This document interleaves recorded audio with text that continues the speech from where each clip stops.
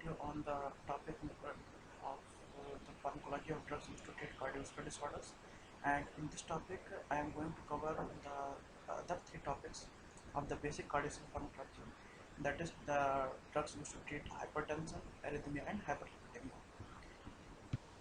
Now firstly coming to the drugs used to treat the hypertension. In this topic firstly we are going to study the what is hypertension. So hypertension is basically defined as the sustained condition in which there is a sustained rise in the systolic blood pressure of greater than 140 mmHg, or there is a sustained rise in the diastolic blood pressure of greater than 90 mmHg. So it is a sustained condition in which there is a sustained rise in blood pressure, either systolic or diastolic blood pressure. And hypertension is caused due to increased peripheral vascular smooth muscle tone, that basically leads to increase in arterial resistance and also reduced capacitance of the venous system. Along with that, there's also a increase in cardiac output and increase in due to increase in cardiac activity and due to increase in the blood volume. So these two factors, cardiac output and the second factor is the peripheral vascular resistance, these two factors together contribute to the hypertensive condition in patients. Now coming to the classification of hypertension. So hypertension is basically classified into three categories: pre-hypertension, stage 1 and stage 2. And here you can see in the normal condition the systolic blood pressure uh, ranges from less than 120 mmHg, and the diastolic blood pressure ranges from below the 80 mmHg. And in the pre-hypertensive condition, the range of systolic blood pressure is in between 120 to 139 mmHg, and of the diastolic blood pressure is in the range of 80 to 89 mmHg. And in the case of stage 1 hypertension, the range of systolic blood pressure is from 140 to 159 mmHg, and that of diastolic blood pressure is from 90 to 99 mmHg. And in the most complex and the stage 2 case, the systolic blood pressure ranges from either 160 or above 160 mmHg, and the diastolic blood pressure is either 100 or above 100 mmHg. Now coming to the classification of antihypertensive drugs. So antihypertensive drugs are basically classified into 9 categories. The first one is diuretic. In diuretic, they are further subclassified into thiazides like hydrochlorothiazide, chlorothiazide, indapamide. And now coming to the second subcategory, that is high serum diuretics, in which the furosemide comes. And the third one is potassium sparing diuretics. In this, the spironolactone and amiloride are used. The second class is ACE inhibitor, and in this category the basic drugs are captopril, enalapril, lisinopril, ramipril, fosinopril, and the prototype drug is captopril. And the third category is angiotensin receptor blockers, basically AT1 receptor blockers. And the basic drugs of in this category are losartan, candesartan, irbesartan, valsartan. Losartan is the prototype drug of this class. And as we know, the calcium channel blocker are also used, and with there are verapamil, diltiazem, nifedipine, felodipine, amlodipine are used. The fifth category is beta adrenergic blockers, in which the basic drugs that are basically used in the treatment of hypertension are propranolol, metoprolol, atenolol. And the sixth class is the beta plus alpha blocker. The two renowned alpha plus beta blockers are the labetalol, carvedilol, that are also used in hypertension treatment. And the seventh category is the alpha adrenergic blockers, in which basically prazosin, terazosin, doxazosin, phentolamine, and fluoxetine are specifically used. And the eighth category is central sympatholytics. In central sympatholytics, clonidine and methyl dopa are used. And the ninth category is vasodilator. In vasodilators, arteriolar and arteriovenous venous, both type of vasodilators are used. In arteriolar vasodilator, hydrogen minoxidil and digoxides are specifically used in, and in the arteriolar and venous vasodilator, sodium nitroprusside is used. Now coming to the first category, that is diuretic, in which the first subclass is the thiazides. The basic mechanism of the thiazide diuretic is that they basically block the sodium calcium symporter in the side 3 of the distal convoluted tubular cells. And the blockade of this sodium calcium symporter, as you all can see in this figure, leads to the reduced absorption of the sodium and chloride and this reduced absorption of sodium chloride and in the blood leads to reduced uh, uh, uptake of water in the blood, and that leads to reduction in blood volume, and that ultimately leads to reduction in blood pressure due to reduction in the cardiac output. As I already said, the third like hydrochloride lowers the blood pressure initially by increasing sodium water excretion. This causes decrease in extracellular volume, resulting in decrease in cardiac output, and ultimately leads to reduction in blood pressure. Now coming to the therapeutic uses of the thiazide diuretics, they are basically used in the treatment of edema, in and the treatment as we are studying in the class of antihypertensives or in the hypertension, in the diabetes insipidus, in hypercalciuria, uh, with recurrent calcium stones in the kidney. Thiazides are act by reducing calcium excretion, in specifically in case of hypercalciuria. Now, basic adverse effects associated with the thiazide diuretics are hypokalemia, hypomagnesemia, hyperuricemia, hypocalcemia, and hyperglycemia. The second, coming to the second subclass, that is loop diuretics. The major mechanism of the loop diuretics, such as furosemide, is that they basically block sodium chloride and potassium co-transporter in the side 2, that is the ascending limb of loop of Henle, and that blockade leads to the reduction in the absorption of sodium and chloride ion, and this reduction in the absorption of chloride leads to reduction in the blood, ultimately in the blood value, and that leads to reduction in cardiac output and finally blood pressure. The basic therapeutics associated with uh, uh, the loop diuretics are in the treatment of edema, in acute pulmonary edema, in the cerebral edema, uh, and especially in the hypertension and hypercalcemia and renal calcium stones. The adverse effects associated with the loop diuretics are majorly in the ototoxicity and hyperuricemia, hypotension, hypomagnesemia, hypokalemia, and hypercalcemia. The third subclass is the potassium sparing diuretics. In the potassium sparing diuretics, the basic drugs are the aldosterone and amiloride. The basic drugs are amiloride and spironolactone. Now, firstly, coming to the mechanism of spironolactone. So, as we know, spironolactone basically binds to the mineralocorticoid receptor in the cell, and the blockade and the binding to the mineralocorticoid receptor by spironolactone leads to the blockade of the action of aldosterone, that also specifically binds to this mineralocorticoid receptor.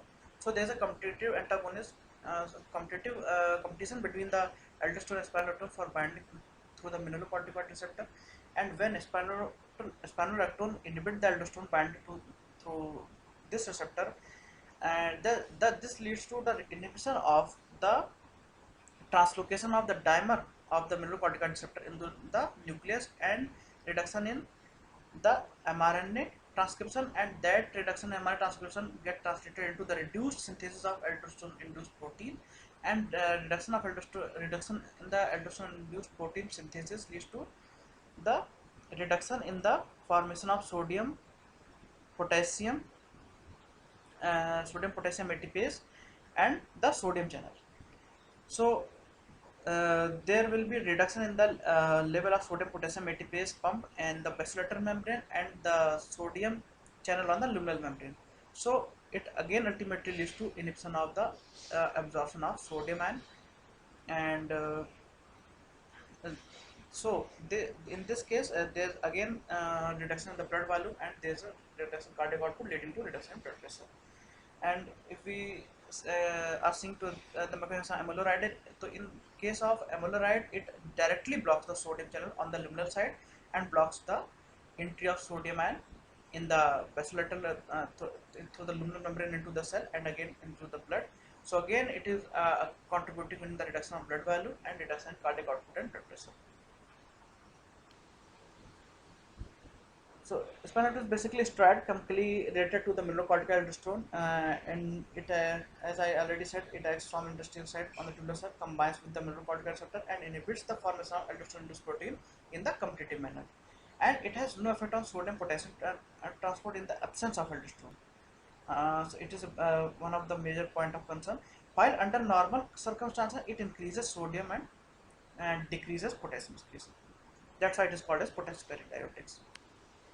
Now coming to therapeutic uses of the potassium sparing diuretics, they are specifically used in the treatment of edema to counteract potassium loss due to thyroid and loop diuretics, in the treatment of hypertension, and also in the treatment of congestive heart. The basic pharmacological interaction associated with the potassium sparing diuretics include they're given together with the potassium supplements, then they can cause dangerous hyperkalemia. And aspirin blocks spironolactone action by inhibiting tubular secretion of candrinone. More pronounced hyperkalemia can occur if patients receive ACE inhibitors or the angiotensin receptor blockers, and spironolactone increases plasma digoxin concentration. So these are some of the pharmacological interactions related with the potassium sparing diuretics, specifically spironolactone. And the basic adverse effects associated with these diuretics are uh, the drowsiness, confusion, abdominal upset, hirsutis and gynecomastia, impotence and menstrual irregularities, and most serious in is hyperkalemia that may occur, especially if renal function is inadequate, acidosis, and the peptic ulcer. The another class in the antihypertensive drug is ACE inhibitor, angiotensin converting enzyme inhibitor. So now we are going to see the complete mechanism of RAS action. So firstly, the angiotensinogen, that is basically alpha 2 globulin in the blood, get converted into angiotensin 1, that is inactive molecule, through the action of renin enzyme from kidney. And this angiotensin 1 get converted into the angiotensin 2, that is basically active state of the angiotensin nogen and the primary molecule. And this conversion of angiotensin 1 to angiotensin 2 occurs in the presence of angiotensin converting enzyme, and this angiotensin 2 promotes the aldosterone production that leads to retention of sodium and water and increase in blood volume. Along with that, it also increases sympathetic activity leading to increased peripheral resistance, and also increases cardiac activity that leads to increased cardiac output and reduces bradykinin level. So all these factors together contribute in the increase in the blood pressure.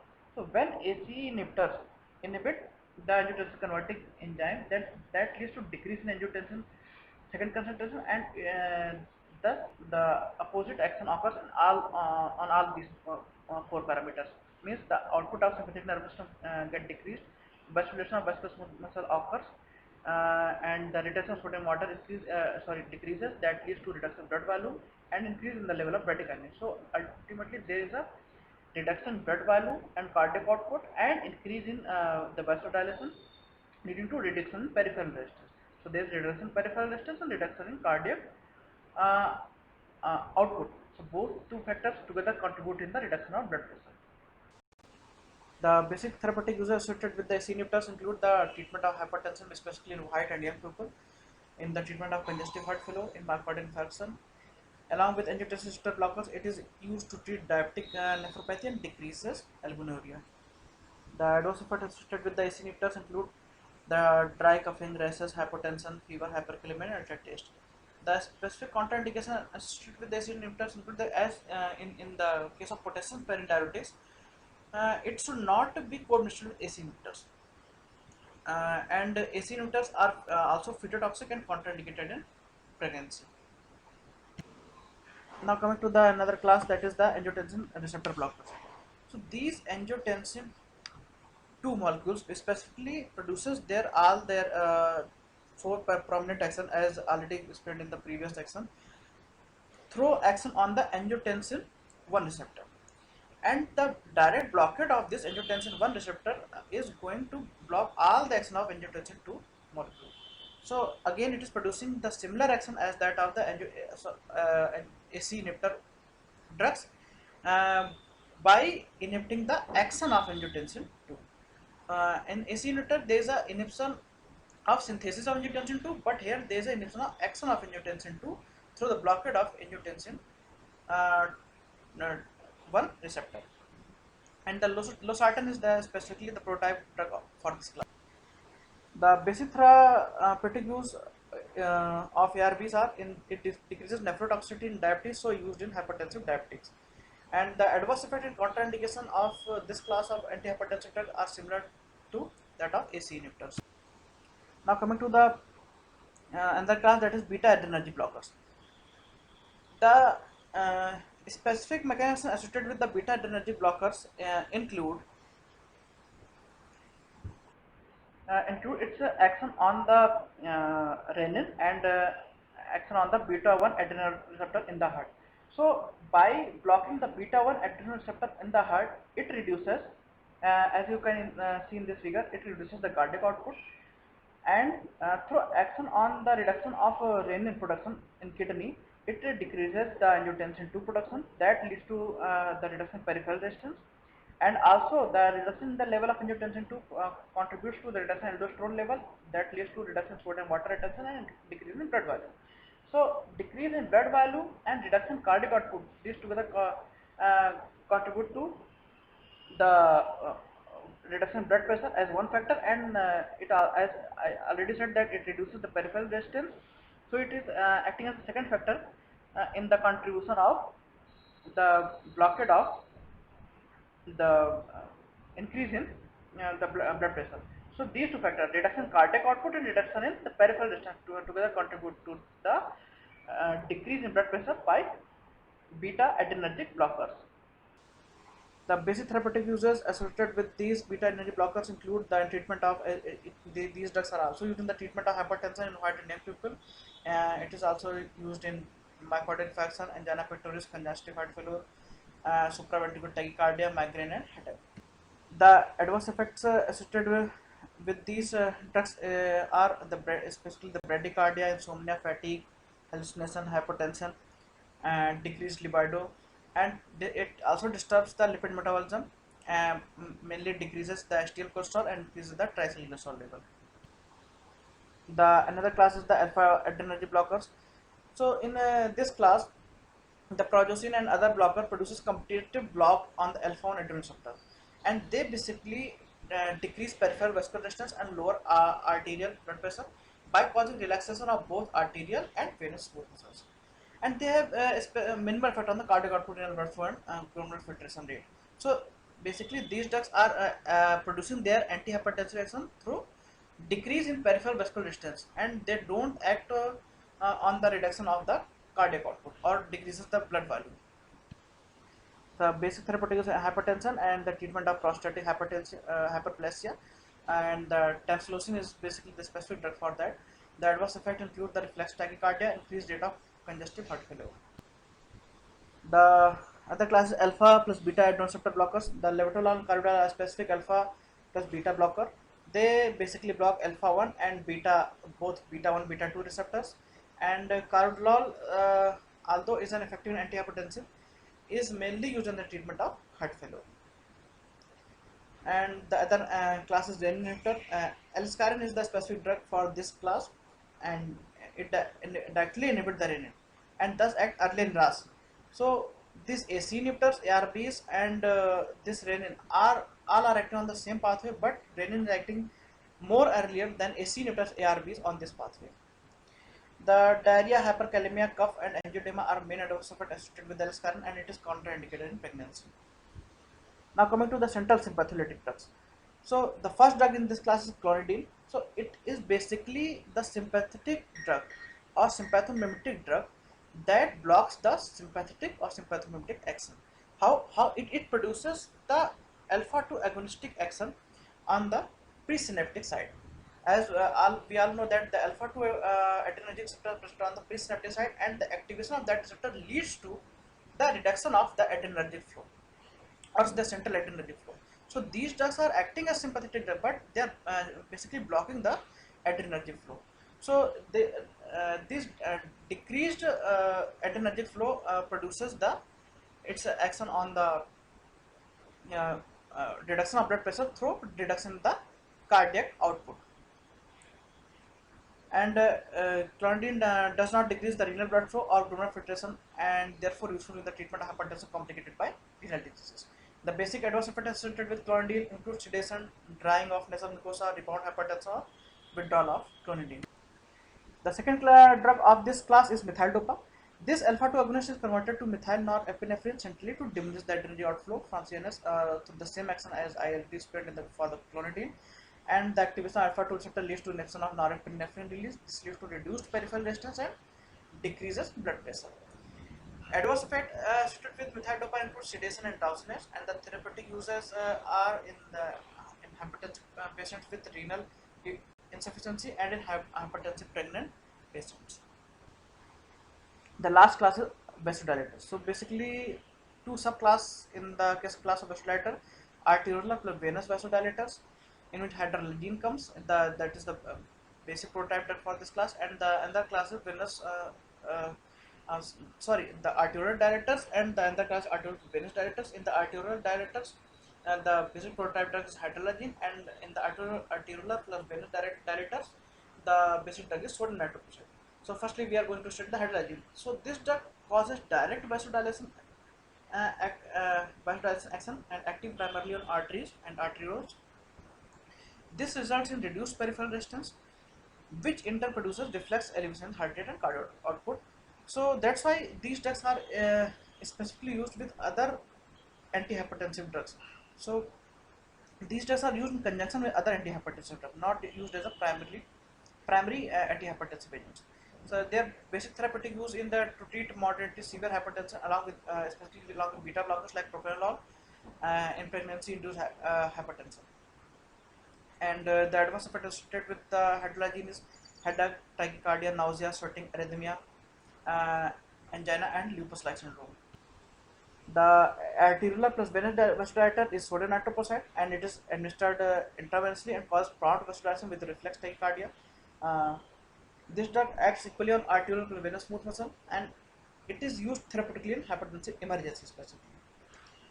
And the adverse effect associated with the sodium nitroprusside are basically due to cyanides or thiocyanate, and that includes palpitation, pain in abdomen, disorientation, psychosis, weakness, and lactic acidosis. The second class of this topic of this presentation is the pharmacology of antiarrhythmic drugs. Now, firstly coming to arrhythmia. So it is basically simple dysfunction that causes abnormalities in impulse formation and or conduction in the myocardium.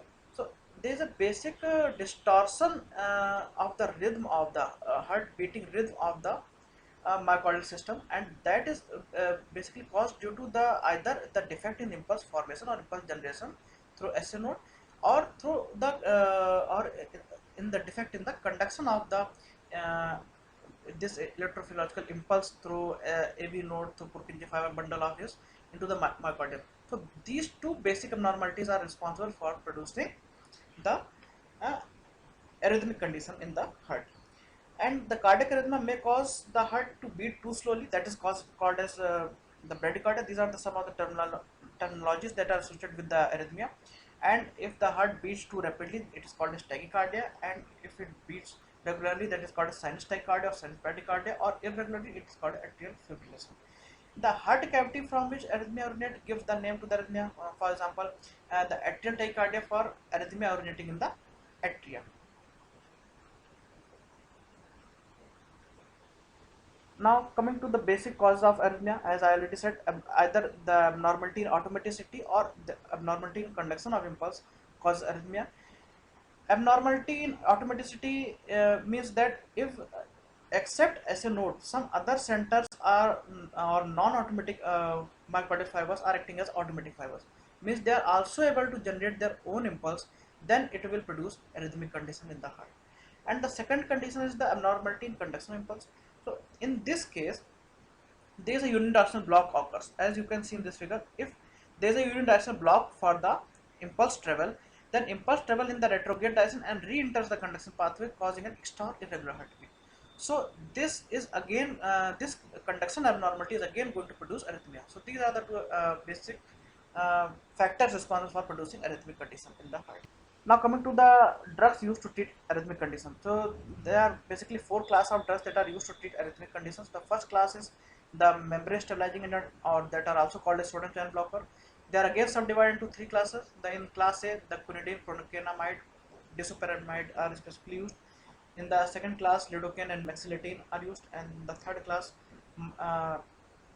propafenone or flavonoids are used, and the second class is anti-adrenergic agent that are basically beta blocker. The propranolol, esmolol, sotalol are used, and sotalol are also having the class 3 action, that is basically the potassium channel blocking action. And the third class are the potassium channel blocker, in which the amiodarone and beryllium are specifically used. Beryllium are also having the beta blocker action. And the fourth class is the final class is the calcium channel blocker, that includes the verapamil and diltiazem. Now coming to the class 1. So class 1A are categorized as the drugs that basically slow phase 0 depolarization in the ventricular muscle fibers. Now coming to the prototype drug for this is quinidine. The quinidine binds to open and inactivated sodium channel and prevents sodium influx. So they are acting as sodium channel blocker by uh, binding through the open and activated sodium channel and preventing the sodium influx, and thus slowing the rapid upstroke that occurs during the phase 0 phase of electrophysiological impulse generation, and slows the phase 0 depolarization and in the ventricular muscle fibers, uh, thus producing its antiarrhythmic action. The basic therapeutic use of this class of drug is in the atrial AV junctional ventricular tachyarrhythmias and also in ventricular tachycardia. The specific adverse effect associated with the class 1 is arrhythmia, and AV block, ventricular tachycardia, syncosis, and hyperkalemia. Now coming to class 1B. In this class of drugs especially shortens the phase 3 depolarization in ventricular muscle fibers. The specific prototype drug for this class is lidocaine. Lidocaine are, as all we know, that they are local anesthetics, and they shorten the phase 3 depolarization in ventricular muscle fiber, and thus what it does is it decreases the duration of the action potential by sodium channel block. So they are also act as sodium channel blocker, but they're due to reduction in the phase 3 depolarization, they are reducing the action potential duration. So that's why that way they are producing their antiarrhythmic action. The therapeutic use includes the ventricular tachyarrhythmia in acute myocardial infarction prophylaxis, in ventricular fibrillation, and discharge toxicity. Adverse effects associated with the class 1B drug, especially lidocaine, are drowsiness, slurred speech, agitation, confusion, convulsion, cardiac depression, hypotension. Now coming to the third subclass of the first class, that is the class 1C, and they produce marked slowing off the phase 0 depolarization in ventricular muscle fibers. The specific drug for this class is the flecainide. The flecainides suppress the phase 0 depolarization in ventricular muscle fiber. They cause a marked slowing of the conduction in all the cardiac tissue, with minor effect on the duration of action potential and refractoriness. And they produce this action through the blockade of sodium channel in the open and inactivated state. And the therapeutic use associated with the flecainide is in the refractory ventricular tachyarrhythmia, and it also suppresses premature ventricular contraction. The adverse effects associated with the flecainide are dizziness, blurred vision, headache, nausea, life-threatening ventricular tachycardia. The second class is the beta blocker. So these drugs specifically inhibit phase 4 depolarization S and AV nodes. They inhibit phase 4 depolarization means they inhibit the automaticity of the S and AV nodes. So now coming to the propranolol, so it diminishes the phase 4 depolarization S and AV node, and thus depressing automaticity, as I already said, and prolonging AV conduction, and decreases heart rate and contractility by producing beta receptor blockade action. So the basic therapeutic use associated with the beta blockers are in the tachyarrhythmia caused by increased sympathetic activity, in atrial flutter and fibrillation, in suppression of diastolic-induced tachyarrhythmia, and it reduces the incidence of sudden arrhythmic death after myocardial infarction. And we already know the specific adverse effects associated with the beta blockers. That is, it can precipitate asthma, and also can produce suffocation in breathing. Now coming to the third class, that is the potassium channel blocker. The third class of antiarrhythmic drugs, that is potassium channel blocker, basically prolong phase 3 depolarization in ventricular muscle fibers. So they are producing action opposite to that of the subclass 1B. So here the specific prototype drug is amiodarone, and they are acting as a potassium channel blocker in myocardial muscle and prolonging the phase 3 depolarization in ventricular muscle fibers. and thus prolongs the action potential. Here they are prolonging the action potential and the refractive period. So that in that way they are producing their mechanism of action. And the basic therapeutic use associated with amiodarone include in the treatment of severe refractory supraventricular and ventricular tachyarrhythmia, in uh, ventricular and atrial flutter fibrillation, and the specific adverse effect associated with the potassium channel blocker include hypotension, bradycardia, and myocardial depression on IV injection. Uh, Iodine accumulation in the body produces blue skin discoloration, liver toxicity, pulmonary fibrosis, hyper or hypothyroidism, and goiter are also associated with the amiodarone action. Now coming to the fourth and the last class of the antiarrhythmic drug, that is the calcium channel blocker. These drugs specifically inhibit action potential in SNW. So the basic drugs that are used for in the category of calcium channel blocker are verapamil, diltiazem. They are producing their L-type voltage-gated calcium channel blockade action and inhibiting the action potential in SNW node, and thus slowing the conduction and prolonging the effective refractive period. The therapeutic use associated with the calcium channel blocker include the effective in atrial and ventricular tachyarrhythmia, in supraventricular tachycardia. It also decreases ventricular rate in atrial flutter fibrillation condition. The prominent adverse effect associated with the calcium channel blocker include reduction in inotropic property of cardiac contracting property, decrease in blood pressure, dizziness, headache, fatigue, and constipation are also associated with these calcium channel blocker antiarrhythmic drugs. So it is all about the antiarrhythmic drugs. Now coming to the third and last class of this session, that is the pharmacology of anti-hyperlipidemic drugs. So in the pharmacology of anti-hyperlipidemic drugs, firstly we are going to see the overview about the hyperlipidemic condition. So in the incidence of coronary heart disease especially is correlated with the elevated level of LDL or low density lipoprotein, cholesterol, and triglycerides, and it is also associated with the low levels of uh, uh, high density lipoprotein. So in the coronary heart disease or in atherosclerotic condition, what happens is the increase in the level of bad cholesterol, that are LDL cholesterol and the triglyceride, and reduction in the level of good cholesterol, that is HDL or high density lipoprotein. These plasma lipids consist mostly of lipoproteins, and these are specific spherical macromolecular complex of lipid and specific proteins that are called as apolipoprotein. And the clinically important lipoproteins listed in decreasing order of ethnicity are the LDL is having the highest heterogeneity, followed by VLDL, that is followed by chylomicrons, and finally the HDL has the least heterogeneity. Uh, it is the least heterogeneity molecule, and the reduction of LDL level is the primary goal of cholesterol lowering drugs that are also called as anti-hyperlipidemic drugs. So the classification of anti-hyperlipidemic drugs that are used to reduce the symptom of or to treat the coronary heart disease through reduction of this atherosclerotic condition. So they are basically divided into these five categories. The first class hydroxymethylbutyryl coenzyme reductase inhibitor, that are also called HMG-CoA reductase inhibitors or statins. The basic prototype drug for this class is lovastatin, and it also includes simvastatin, pravastatin, atorvastatin. Second class is bilysid sequestrant. In this class cholestyramine and cholesterol are there. The third class activators of lipoprotein lipids that are also called as fibric acid derivatives. In this class, the clofibrate, fenofibrate, gefibrogens are there.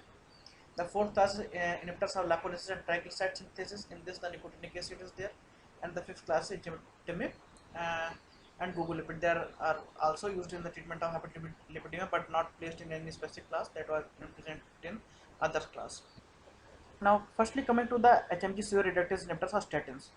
So, what statins does and how they produce their anti-hyperlipidemic action is that we can see in this figure, HMG-CoA reductase inhibitor firstly inhibit the mevalonic acid synthesis, and reduction in mevalonic acid synthesis leads to reduction in cholesterol in the cell, and this reduced cholesterol level in the cytoplasm promotes the LDL receptor translocation on the plasma membrane, and this translocation of LDL receptor on the plasma membrane binds and transports more LDL molecules inside the cell. That's why reducing the plasma LDL level, and this and along with the reduction in the plasma LDL level, it also reduces the release of VLDL molecule in the blood. So it is produced. So these drugs are producing their anti-hyperlipidemic action by reducing the LDL level in the blood and also by reducing the VLDL level, and the LDL level is reduced by increased intercellular transport of LDL, and the VLDL plasma level is reduced by reduction in their secretion in the cell, in the blood. So in that way they are producing their mechanism of action.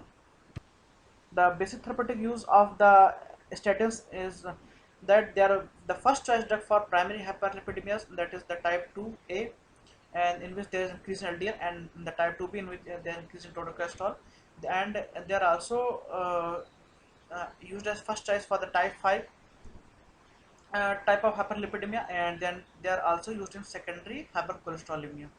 Adverse effects associated with the statins are they produce biochemical abnormalities in liver function. They also produce dissolution of muscles, as we know they are producing myopathy and rhabdomyolysis.